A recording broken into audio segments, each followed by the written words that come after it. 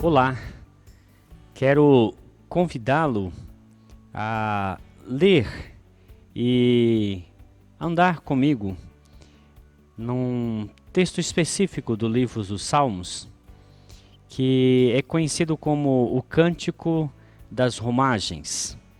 Gostaria de, neste vídeo e nos seguintes, ler com você e refletir sobre os Salmos 120 ao Salmo 134. Mas nesse primeiro momento, eu gostaria de fazer uma introdução geral para que nós possamos nos ambientar com essa literatura que é um pouco diferente, que é a literatura poética hebraica. O livro dos Salmos tem 150 salmos. É errado a gente falar Salmo capítulo 1 ou Salmo capítulo 2. O certo é dizer o Salmo 1, o Salmo 2, o Salmo 3, porque não são capítulos. São, na verdade, poesia que é transformada em música. E há dentro do saltério, da lista de livros, de poemas hebraicos que nós conhecemos como salmos, algumas notações musicais. Então, alguns salmos foram compostos para ser cantados por um coro, algumas partes do salmo é para ser um solo, com uma determinada voz. Há notações como o que a gente conhece como anacruse, que é uma repetição da última parte desde um determinado ponto. Então, o livro dos Salmos, na verdade, é o inário que os hebreus usavam em suas liturgias, em seus cânticos. Em grande medida, o inário ele foi composto por levitas. Eram pessoas que se dedicavam a compor canções. Os primeiros salmos são atribuídos a Davi. Então, o próprio livro em si, ele tem 5 partes. Os salmos 1 a 42, 41, é atribuído imediatamente a Davi. Os 42 a 72 também, se não foram escritos por Davi, pelo menos foram atribuídos a ele. Os 73 a 89 é o terceiro livro, o 90 ao 106 é o quarto livro, e o quinto livro começa no 107 e vai até o 150.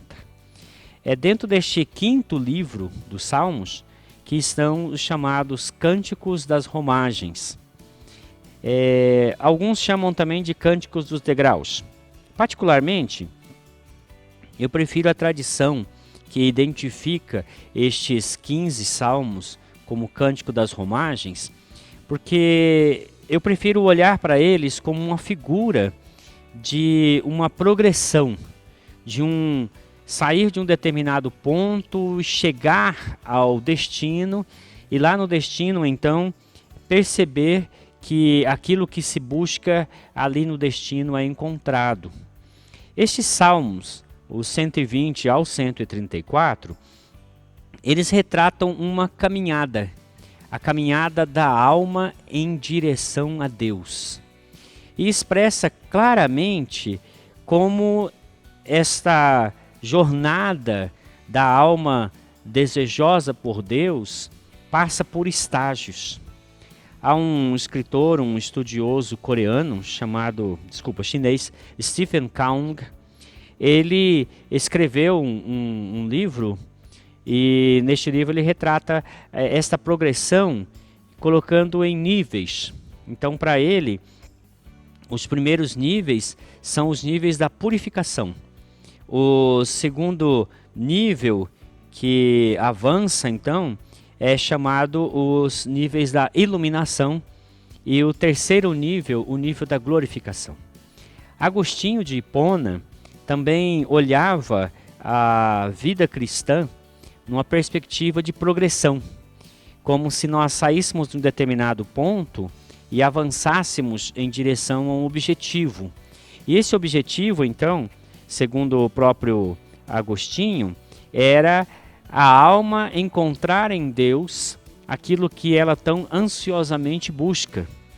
E uma das frases mais conhecidas de Agostinho é aquela que diz assim: Deus nos fez para Ele mesmo, e a nossa alma não encontrará descanso enquanto não se encontrar em Deus. E o Salmo 120 ao 130 fala dessa jornada da alma, mas fala isso de maneira figurada. Aqui ele retrata o caminhar de uma pessoa que está em sua tenda e ele quer ir a Jerusalém. Ele vai a Jerusalém para participar das festas anuais. Os judeus tinham 3 festas anuais: Páscoa, Pentecostes e Tabernáculos. E a ordem de Moisés era que todo judeu, todo israelita e posteriormente os judeus assim entendidos, deveriam anualmente aparecer diante de Deus 3 vezes.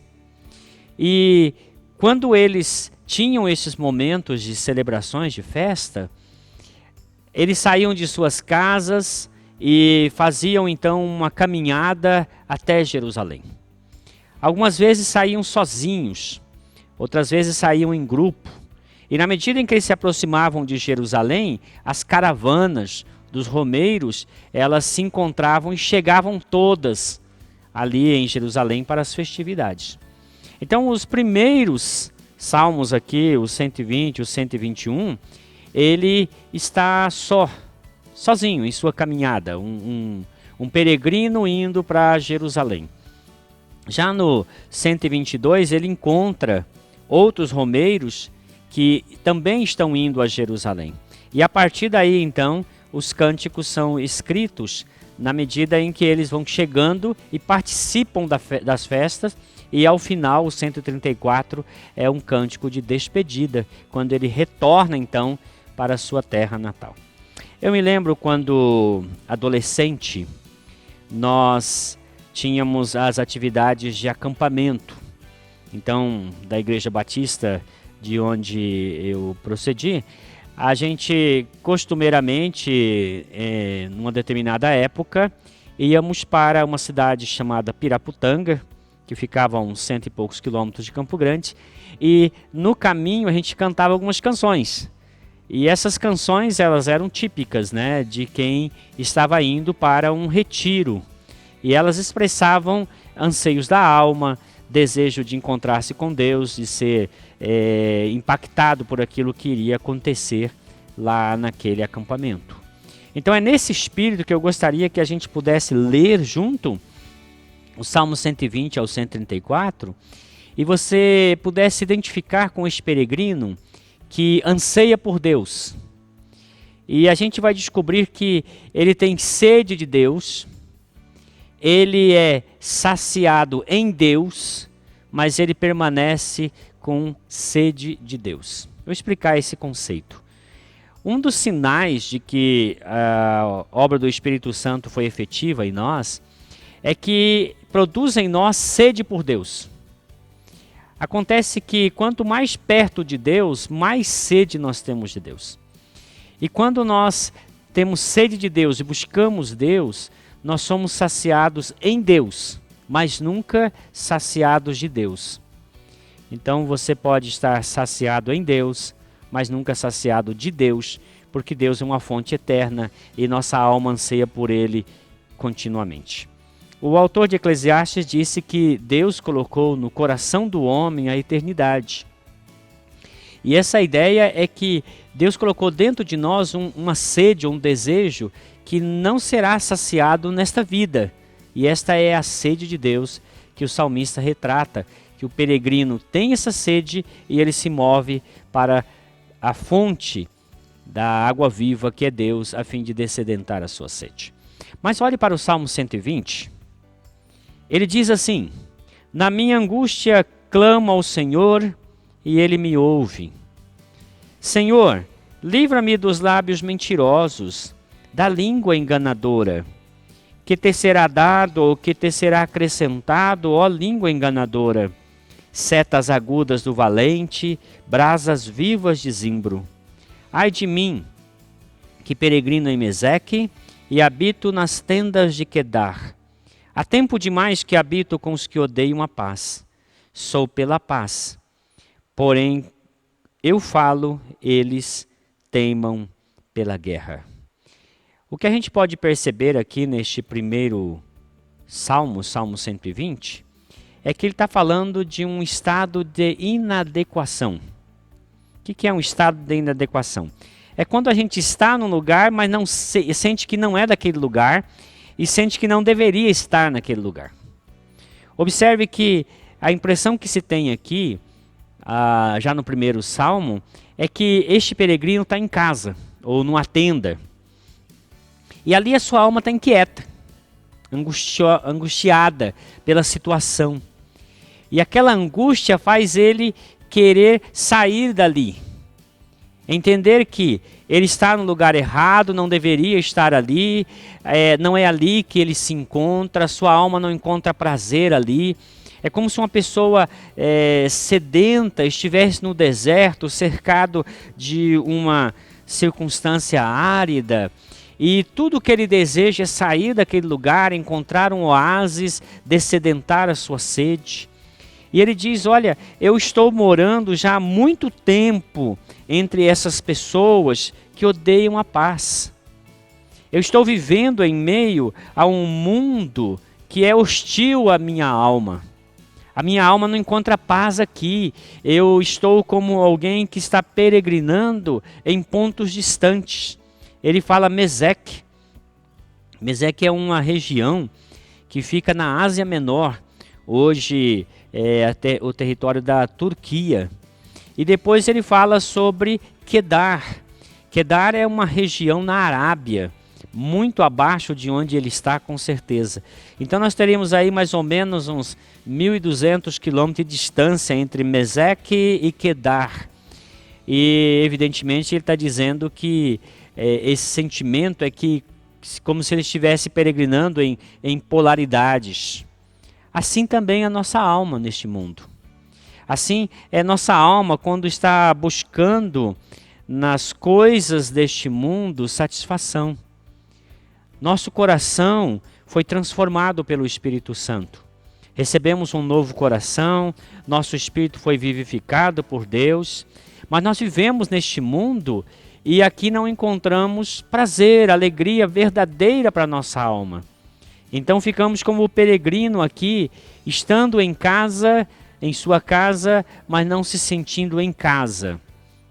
Estando naquele lugar onde ele está, mas desejoso de sair dali, de deixar aquelas pessoas que o rodeiam, que insistem pela guerra, que não estão dispostos a viver em harmonia com Deus ou mesmo com o salmista. E ele resolve que nesta angústia, ele vai caminhar em direção a Jerusalém. Aqui eu paro para nós aplicarmos para a nossa vida. As inquietações de nossa alma são esta base, ou deve se tornar esta base para a nossa busca incessante por Deus.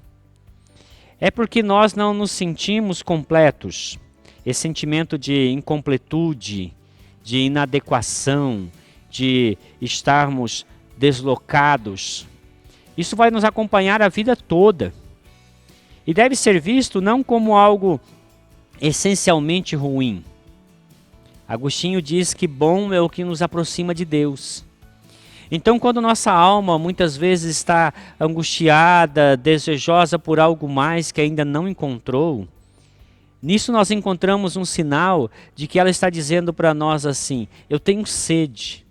Mas eu tenho sede de algo que não está aqui. Eu tenho sede de Deus. Resta a nós, então, tomarmos uma decisão. Vamos continuar buscando saciar nossa sede de Deus em outras fontes que não Deus? Ou nós vamos romper com essa mentalidade e vamos voltar nossos olhos, mente e coração para Deus? A inquietude do salmista se tornou a força motriz que o leva para Jerusalém. É isso que faz ele sair de casa.